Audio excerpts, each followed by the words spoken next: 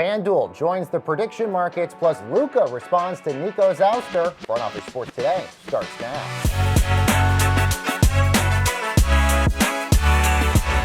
Hi, everyone, and welcome to Front Office Sports Today, your look inside the stories that are shaping the business and culture of sports. I'm Baker Machado here at Front Office Sports Studios in New York City, and this podcast is brought to you by Invesco QQQ. Changing the game has always been our game. You can access Nasdaq-100 companies in one ETF, Invesco Distributors, Inc. Well, first up, a big move by one of the biggest sports betting platforms joining the prediction markets wave in today's main event. Well, FanDuel says starting in December, they're going to launch a standalone mobile app called FanDuel Predicts. This will allow bettors the chance to get in on the other items besides sports, including things like the prices of oil and gas, gold, politics, and more. Now, this is prediction market platforms like Kalshi and Polymarket continue to grow in popularity. So joining us now with more is asset class author Ben Horney. So Ben, first tell us why FanDuel is getting into the prediction markets. This is a fascinating story. To tell you that, let me kind of rewind a little bit and explain what this is, right? Because as you just mentioned, a bunch of stuff. Prediction markets, with regard to sports, when it's on a sports outcome, it's essentially sports betting, although by a different name. You can put money on the outcome of a sporting event. So it's like Knicks versus Magic last night. Who will win, Knicks or Magic? You're trading money on it. Mm-hmm. These places like Kalshi and Polymarket have been rising in prominence this year in particular. And it was hard to tell for a while, like how much of this is hype, how much of this is real. The entry of FanDuel and DraftKings shows that this clearly is real. These are the two biggest sports books in the country, and they realize they have to get into this. So obviously you can bet on sports in these prediction markets, but they're not, I guess, sports books per se, traditional ones like we've seen with, Fanatics and all these other ones. Yeah. So what are the differences here? So this all started, this kind of bubbled up last December, I think it was. It was before the most recent presidential election. So these places, Kalshi was offering political event contracts. Right. So you were able to put money on the outcome of the presidential election. And the Commodity Futures Trading Commission, CFTC, which is a federal regulator, they sued Kalshi in federal court to say, you can't do this. This is betting on elections. And that was a whole high-profile lawsuit. Now that the administration has turned over, the Trump administration seems in support of this stuff. Don't they have their own betting platform also? Yes, they did. So the Truth Social is launching its own platform. There's a million platforms now. The two most prominent ones are Kalshi and Polymarket. But yeah, they offer trading on everything. Their claim is that it's like trading stock. And the kind of difference maybe between sports betting, although live betting does this, is that you can trade throughout the game and the price will fluctuate based on the volume of trading and who's trading on what. So it's a pretty complicated, it's not that complicated when you break it down, but it's a little bit confusing. I have a lot of friends who have asked me, like, what are prediction markets? I don't understand this at all. It really boils down to, it's a form of betting. There's sports betting, there's betting on political outcomes. You can bet on whether it's going to rain in New York City today, how high the temperature is going to go. And there seems to be some real kind of interest in this from people. To another point you made, these are offered in all 50 states. So that's why DraftKings and FanDuel are getting into it, because Kalshi and Polymarket have essentially, Polymarket's not available in the US, which we'll get into in a second. But Kalshi has essentially found a loophole in the system.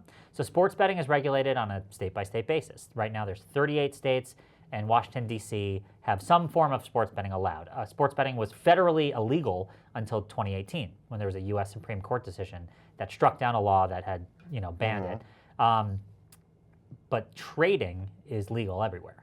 So places like Kalshi launched these event contracts in all 50 states, and they're basically daring regulators to say, hey, sue us, and we'll fight you in court. They are fighting in court in multiple states. But these aren't like commodities that you're trading, right? Well, so the argument is that they are, in a sense, although...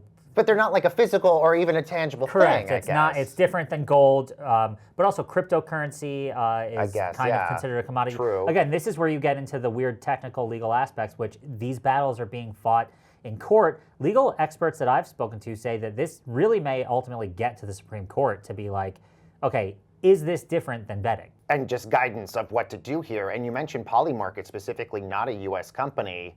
So how do they sort of fit into the picture here in the United States? So Polymarket is a U.S. company, actually. Okay. It's not currently operating in the United States because under the Biden administration, in 2022, they reached a settlement with the Biden administration where they were offering this stuff, basically. They reached a settlement where they paid a $1.4 million penalty and also agreed to not operate in the United States. So they've been operating elsewhere in the world. I think they're available in something like 180 countries across Europe, all this stuff. They are planning to get back into the country. They acquired an exchange operator that is federally licensed. And they've been, since the summer, have been making it seem like imminently they're going to get back into the country, which it's a big deal because the NFL season was starting in the fall. That's what everyone's trying to capitalize on. Kalshi sees hundreds of millions of dollars traded on NFL games every weekend. But Polymarket, to this point, still is not relaunched in the country. So I guess for some people who are sort of trying to wrap their heads around all of this, sports gambling in states like California and Texas, two of the largest markets out there, it's illegal for sports betting. But predictive markets, that's legal. So then you have this situation here with DraftKings and FanDuel withdrawing from the state of Nevada. Why would they be going out of Nevada, especially given the fact that Nevada's sort of been always the home for a lot of gambling and invest or not buying things? Yeah, I mean, Nevada has historically been the undisputed capital of sports betting and other things, right, that are viewed as not really okay throughout the rest of the country.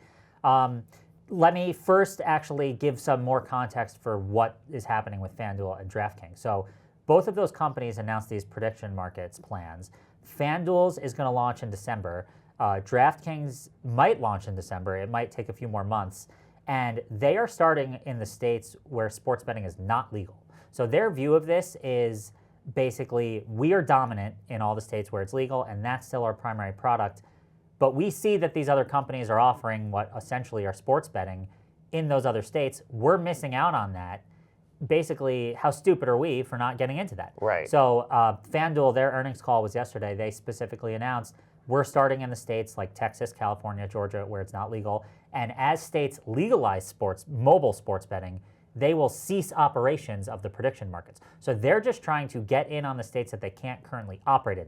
Now, Nevada has been staunchly against prediction markets. My best guess is that it's because it's sports betting and they're not happy with like a new entrant into the field. There's also stuff with this that we can get into with Native American tribes. That's a big issue here too. In a lot of places, California and Nevada, there's been this sovereignty with Native American tribes having the right to all kinds of gaming stuff. But Nevada is one of a few states that sent cease and desist orders to Kalshi, Robinhood, Crypto.com, which are also in prediction markets, saying you can't operate this. In turn, Kalshi, Robinhood, and Crypto.com actually all sued the Nevada regulator. So there's 3 different suits right now going on in Nevada federal court where the companies are saying you can't stop us from offering these. Kalshi got an early win in April where a judge ruled Nevada can't stop you from offering this while the case plays out. The same judge, strangely, issued a ruling in the case with Crypto.com that was the opposite, saying, hey, if the regulator wants to go after you, they can do enforcement, which I'm not entirely sure how that happened. The Robinhood case, Robinhood sued the regulator in August, so there hasn't been any major rulings there. But so, like I said before, there's like this legal battle playing out. It's not just in Nevada, it's in New Jersey, it's in a few other states, in Massachusetts as well. So we're just gonna keep seeing this rash of lawsuits. Everyone is waiting to see how judges come down. And like I said, ultimately people think this is gonna go up to the Supreme Court. In the last minute we have with you, how does this sort of evolve down the road? Do prediction markets essentially swallow up sports betting, and all of a sudden sports betting is just predictive markets? That's a question that I've been asking. It's hard to tell. So one industry executive recently told me that this is a marathon, and we're at mile marker 5. Wow. He said we are in the very early stages of this, and it's really hard to tell what's going to happen. But just from what has happened over the last year, I mean, these things are on the rise, and they're not going away. Right. And if anything, the companies that are in sports betting see that they're getting into it. Exactly. So let's see what happens when DraftKings and FanDuel launch their products. What if, people migrate to those in all these states and they realize, well, wait, we actually like this better than traditional sports betting. The other thing, though, is that it's hard to, people are so used to the interfaces on DraftKings, right? FanDuel, Exactly. and it's simple. Parlays seem easier on sports betting, where like it seems a little more challenging to do that stuff on prediction markets. There might be room for both of them. Right. Obviously, with the two apps that they'll be having here. So, wow, mile 5 of a very long race to go. We know Ben Horney is going to be all over that. And by the way, you can sign up for Ben's asset class newsletter over at frontofficesports.com. Ben, thank you so much. And coming up this weekend, the NWSL semifinals between Washington and Portland. We're going to get you a preview of that next.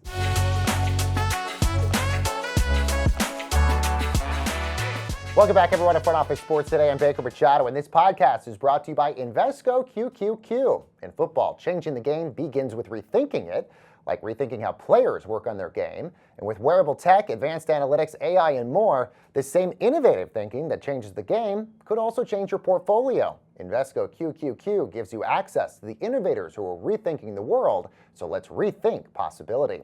Well, it's been a very big week for the National Women's Soccer League as Atlanta was announced as the next city to get the 17th franchise in the league. This will start in 2028.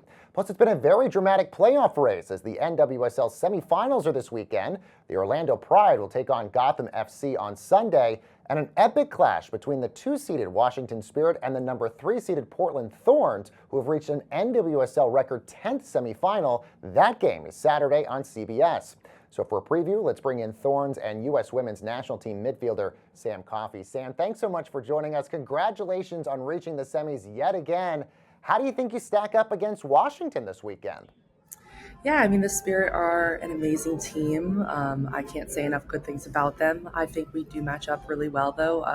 We beat them when they came to us. They beat us when we came to them. So it's been a really even series so far. But I think we're both really talented teams. It's postseason. Anything is possible. So, they might be more of the favored team. We might be more in an underdog position, but we also love being in that position because I think it brings a lot of freedom. So we're really excited for the game. Yeah, it's going to be a great one. And I know like you guys have had some epic clashes this year and in the years past. Portland, let's talk about you guys specifically because as I mentioned, your 10th semifinal, that's an NWSL record. And really you guys have always had sustained success in this league. What is the secret sauce that you guys are doing in Portland that you guys continue to be so great? Oh man, that's a good question. I don't think it's just one thing. I think absolutely our supporters and the community that we get to play in is a huge reason as to why we're so successful. We have the Rose City Riveters. We have 20 to 25,000 people in Providence Park every home game day. So when you feel that you have that kind of support, I think as a player, you just sense this greater responsibility and also this belief that anything is possible. So I think that's a huge reason. And then I think our team does a really good job and has always done a good job of valuing the history of the club and the pride that it means to play here and playing for those who have come before you and honoring that history and that legacy of the players and the teams that have played in Portland before us and to uphold that legacy and to hopefully continue to push that standard. So I don't know if I can name one thing, but I would say those are a couple reasons why I think we've historically as a club been really successful. Well, I do want to talk about the fans and the culture here for a second because there was a report that just came out this week that attendance for NWSL games overall is down 5%, but not for you guys in Portland. You guys still are the tops in the league. What really is it about the fan culture that continues to drive people out to watch you guys? Yeah, Portland is it's just the best city. It's such a unique city. They're so passionate. I think as a female athlete, it is the best place to be because you don't have another women's sports team. The other sports teams you kind of tend to struggle a little bit. So I think the Thorns are the shining light for the city, which has always been just so fun to be a part of. But it's Soccer City, USA. The people of Portland know their soccer, whether that's Timbers or Thorns. They're out there in the rain, in the wind, in the heat. There has not been a game where I have thought the elements were going to affect the attendance that we were going to get for that day. But they just also pick up on these kind of nuanced pieces of the game. I think a lot of crowds, they'll cheer when you score, an assist or whatever it might be. Our supporters at Providence Park are cheering when there's a big tackle made or you escape pressure or these little things that you really have to know the game to understand. And so they're the best. I can't say enough good things about them. It's my favorite place to play and they're a monumental part of any success we ever have. I want to talk about expansion in the league because, I mean, the NWSL is expanding at a really fast pace. I mean, we got new additions now in Boston. Atlanta just announced they got a team. My hometown in Denver is getting a team really soon as well. What do you sort of think are the challenges about bringing in a new team? And then are you excited for all these new teams joining the fray? Yeah, I'm super excited. I think it just means that we're growing and we're becoming more sustainable. And I know that that was the goal for the league from its inception, and the fact that we're now 10, 11 years in and we're nearing, 16 teams, which is insane. And so exciting. And I think we are absolutely in the best place possible to be doing that. I think challenges it presents, not every market is the same. You have the Portlands, DC always gets great attendance. Kansas City, there are certain markets, it's going to be crowded, it's going to be sold out. I'm curious to see how some of these markets do. I think that they do have amazing fan bases and just great sports fans, like Boston and Denver. Denver, I know is going to be electric. I think another challenge is going to be playing in altitude. But, and Atlanta too. Atlanta too also has amazing sports and soccer fans. So I do think these are cities that really love football and value it, and have been waiting a long time for a women's team to get here. And the fact that now they have that, of course, inevitably there will always be challenges, but I think the upside and the excitement outshines all of that. Well, just to that point, when you look at sort of the next phase of NWSL, look, rapid expansion, this is growing. You've got media rights deals. The valuations of these teams are going up every single year. What are you sort of hoping to see sort of in the next phase as the NWSL continues to grow and get larger? Yeah, I think there's a lot of things for us as players that we want to continue to see grow. We obviously have a collective bargaining agreement. We've partnered a lot with the WNBA and some of their pursuit for continued players' rights. I think just continuing to increase the standards of professionalism in the league. I think where we have come from in the league's first year to now is absolutely night and day, and we're only continuing to grow in these things. But I think just continuing to be, a conduit sort of in this women's sports movement that is going on. And I think the league has been a huge part of what that is and what that means. And I think the more that we can continue to do that and push that forward domestically in the US as well as worldwide, I think then we're doing our job. Well, the semifinal game this weekend on Saturday at noon Eastern time between Washington and Portland on CBS. Sam Coffey, such a pleasure to have you here. Thanks so much for joining us. Thank you for having me. Nice to talk to you. And by the way, coming up on tomorrow's show, we're going to preview the other NWSL semifinal matchup, this one between the last two champions, the Orlando Pride and Gotham FC. We're also going to hear more about what it's like to be a rookie in the NWSL, that after the league got rid of its draft. But coming up next on this show, we have more on the Nico Harrison ouster in Dallas. That is, Luka Dončić offers words of advice for Dallas fans, and current Mavs coach Jason Kidd calls the fire Nico chants disrespectful. Plus, could minority owner Mark Cuban help the team pick its next general manager?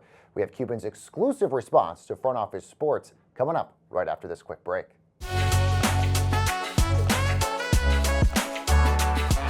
Welcome back, everyone, to Front Office Sports Today, and let's get you caught up in some of the other stories we're following over at the FOS Water Cooler. All right, and joining me now is Front Office Sports Editor-in-Chief Dan Roberts. Dan, good to see you. All right, let's talk about Luka Dončić. Finally, talking about Nico Harrison's ouster with the Mavericks. He told reporters this week, quote, "The city of Dallas, the fans, the players, they'll always have a special place in my heart. I thought I was going to stay there forever, but I didn't. But I'm focused now on the Lakers." This, by the way, comes as Mavericks head coach Jason Kidd said it was disrespectful, all those fire Nico chants that the players were hearing. What do you think about all of that? Well, first of all, what's Luka going to say, right? Of course, his focus has to be the Lakers. He's on the Lakers now. If people thought he was going to do a victory dance, haha, that's what you get, which is what people probably would hope to hear, they're sorely disappointed. He has to be a professional, and he is focused on the Lakers. He can't live in the past. As for Jason Kidd, what's funny about that is he sort of has to keep saying that until he gets the new role, right? Which would be a larger front office role, and whether he's actually the Nico or whether they call it something else, whether it's just expanded, we'll see. But again, all these people, you're not going to get what everyone wants to hear, which is someone pointing saying, ha, ha, ha, you reap what you sow, this is karma. And by the way, it sure took a long time, right? Now, the more interesting what happens next, or character or player and all this to me, is Patrick Dumont. And what he has or hasn't said even to a kid wearing a Lakers jersey, sitting right next to him courtside. It sounds like the kid said he apologized, took full responsibility for the trade of Nico Harrison, and I think a lot of people would argue, look, Nico Harrison, the general manager, probably wouldn't trade a star like Luka Dončić if it weren't approved by and blessed by the owner, Patrick. Well, that's clear, and what also seems clear, and I'm just citing the reporting of others, is he basically trusted Nico and made Nico his guy, and he, you could say he bet on the wrong horse, or you could say he put his trust in the wrong executive. But it behooves him to get him out, and that way it's sort of like, all right, the person responsible for this is gone now. But as we wrote just yesterday, there's more problems with Dallas. Well, I'm glad that segues perfectly into this because another former star has entered the chat, and that's Mark Cuban in all of this. There has been reports maybe that Mark Cuban is taking, which by the way, I think he has like a 27% stake in the team. That's exactly now. right, 27%. Not nothing, but not the decision maker. But maybe now he's taking on a larger role in terms of advising the Dumonts about what to do with the franchise. But we should remind everybody, it was Mark Cuban who hired Nico Harrison from Nike. Right. What do you buy this that Mark Cuban's going to be more heavily involved in the Mavericks? That is what is pretty heavily implied in this first ESPN story about the Nico situation. It said actually that Cuban and Dumont have been talking more and have started to repair their relationship. It said that Cuban is basically back in the mix or about to be back in the mix in terms of basketball ops. What's fascinating about all that is it was Cuban who happily told FOS first that he didn't hear about the Luka trade until it was announced when everyone else did, and that seemed shocking to people. I mean, when Cuban first sold majority control, he initially claimed that he was going to remain team governor and was going to keep being the decision maker. That clearly did not happen. And later what he said was that the NBA poo-pooed that. The NBA and Silver have denied that they, turned that down, or, Silver has tried to make it sound like, well, he was never told that Cuban thought he would get to still be the decision maker. All that said, Mark Cuban, in an email to FOS, said, I don't know who said that. Or what was the exact quote? I don't know who. He basically said, I didn't say that to anybody, so I don't know where that came from. Yes. But look, it would make a lot of sense if it did, but he didn't really deny that. But it sounded like, for now, he was suggesting that the ESPN story overplayed his involvement. Interesting. So are we going to see Cuban return to the fold with basketball ops? Let's remember, he's just a minority owner. He's just like any other minority owner, except he's not like any other. Why do you think Patrick Dumont and Mark Cuban's relationship did fall apart? Well, look, what Cuban said publicly when he sold the team was that he's not a real estate guy. And by the way, you just hosted yesterday an FOS virtual event focused on stadiums and the need now for every sports team to have a whole lifestyle plaza. And what Cuban said was he sold to the Adelson family because they're in casinos and real estate, and all the value now, or at least the juice on how to increase the valuation of your team, has to come not just from the team itself, but the real estate around the arena. So he tried to make it sound, whether you believe him or not, like this was the impetus. He wants the team to gain value like all these other big, expensive valuations. And the way to do that, put a real estate family in charge. They want to do a casino around the arena, fine. Instead, though, maybe what was discussed behind closed doors is what actually ended up happening.